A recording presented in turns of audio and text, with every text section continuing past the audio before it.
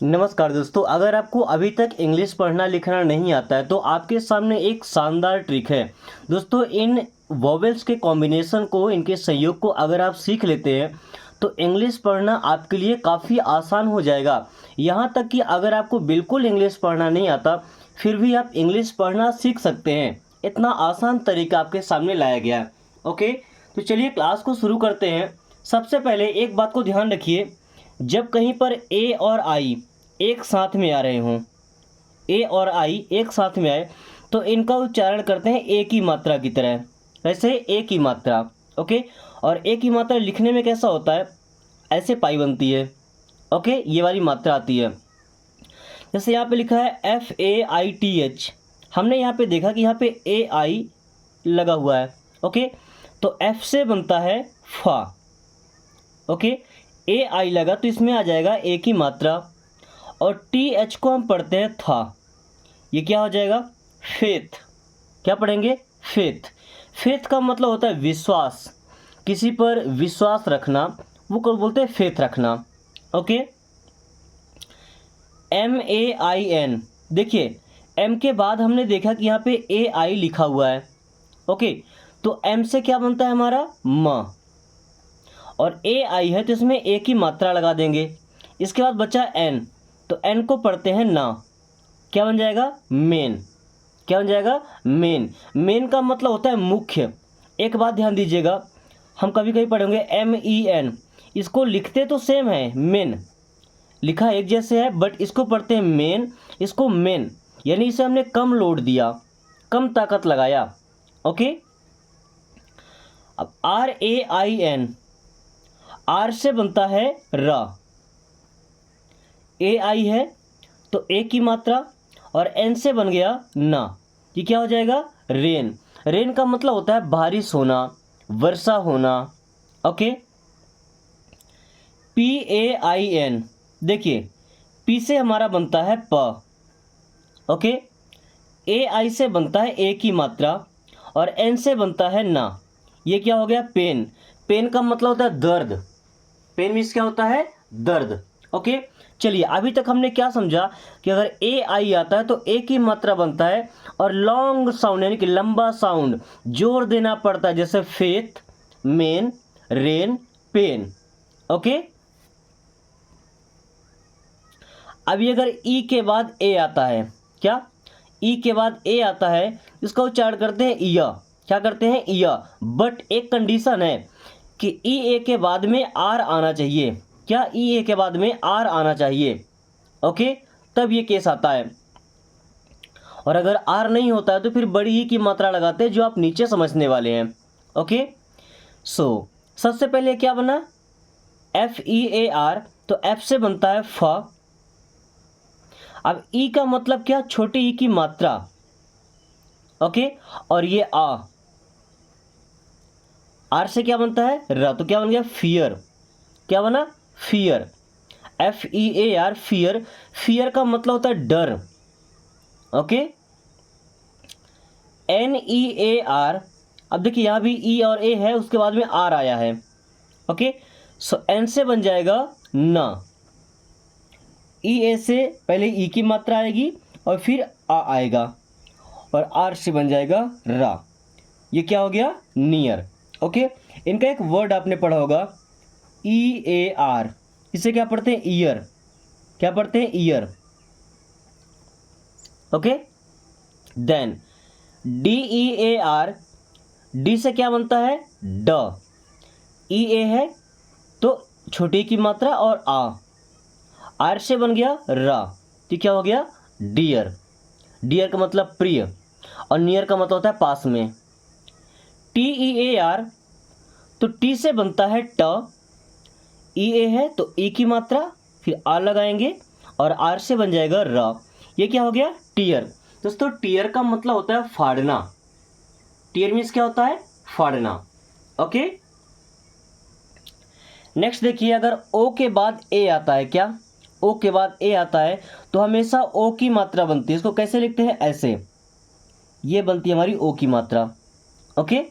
जैसे BOAT, तो B से हमारा बनेगा ब, इसमें ओ की मात्रा लगाएंगे और टी से बन जाएगा टा। ये क्या हो गया हमारा बोट। ओके। LOAN, यहाँ भी ओ ए है तो एल से बनेगा ल, ओ ए से ओ की मात्रा और एन से बनेगा ना। ये क्या हो गया लोन।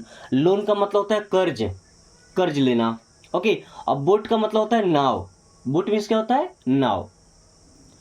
ROAD सबसे आसान वर्ड है ना। यहाँ पे ओ ए है, आर से बनता है र और ओ ए सी ओ की मात्रा, डी से बन गया डा। ये क्या हो गया रोड।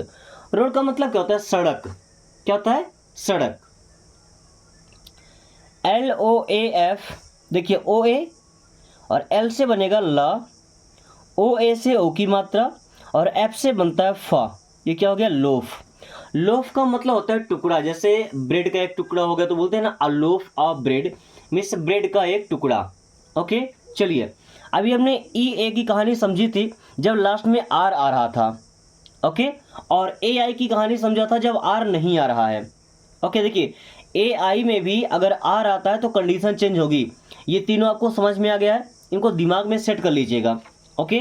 चलिए, और दोस्तों इंग्लिश सीखने का ये तरीका अगर आपको पसंद आए तो वीडियो को लाइक करके दोस्तों के पास शेयर जरूर कीजिएगा, ताकि वो भी इस आसान तरीके से इंग्लिश पढ़ना भी सीख सके और इंग्लिश बोलना भी सीख सकें।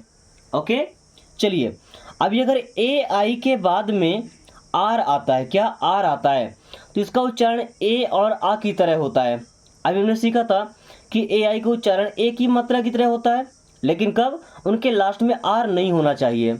अगर आर है तो फिर ये वाला उच्चारण, जैसे HAIR, या सिंपल आप समझिए AIR। इसे हम क्या पढ़ते हैं एयर। क्या पढ़ते हैं एयर। एयर का मतलब क्या होता है हवा। ओके। चलिए, अब समझने में आसानी होगा। H से बनेगा हा और AIR, तो क्या लगाएंगे एयर, ए की मात्रा और अर। ये क्या बन गया हेयर। देखिए कितना आसान इनको पढ़ना। ओके। CH से बनेगा चा, AIR, तो ए की मात्रा और अर, चेयर। हेयर का मतलब बाल होता है, चेयर का मतलब कुर्सी होता है। ओके। PAIR, इसको पैर नहीं पढ़ते हैं, क्या पैर नहीं पढ़ना है। देखिएगा पी से बनेगा प, AIR, तो ए की मात्रा और अर, क्या बन जाएगा पेयर। पेयर का मतलब होता है जोड़ी। पेयर मीन्स क्या होता है जोड़ी। ओके।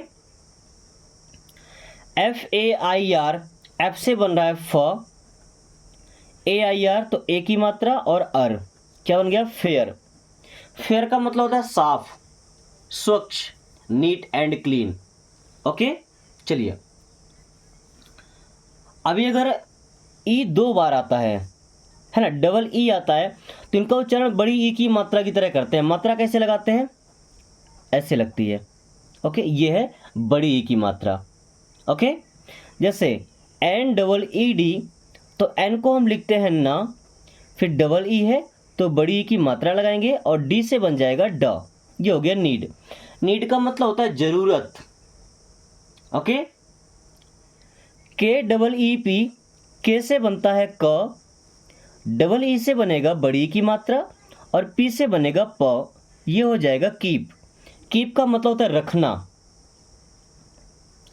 MEET, दोस्तों एम से बनेगा म, डबल ई से बड़ी की मात्रा और टी से बनता है ट, तो ये हो जाएगा मीट। मीट का मतलब होता है मिलना। मीट मीन्स क्या होता है मिलना। आपने एक और मीट पढ़ा होगा MEAT, इस मीट का मतलब मांस होता है ना, शायद बकरे का मांस होता है। WEEK, डब्ल्यू से बनता है व, डबल ई से ई की मात्रा और के से का, तो वीक। वीक का मतलब होता है सप्ताह। वीक मीन्स क्या होता है सप्ताह। अभी आप एक और वीक पढ़ेंगे WEAK, पढ़ते तो वीक है बट इसका मतलब होता है कमजोर। जहाँ डबल ई है उस वीक का मतलब सप्ताह, और जहाँ ई है वहाँ वीक का मतलब कमजोर। ओके। चलिए,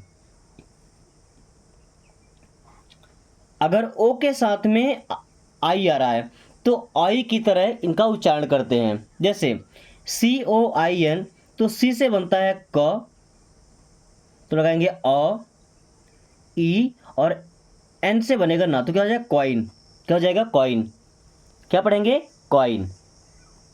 SOIL, तो एस से बनेगा स, औ की मात्रा लगाएंगे इल, सॉइल। क्या हो जाएगा सॉइल। SP, तो आधा स और पा, औ की मात्रा इल, स्पॉइल।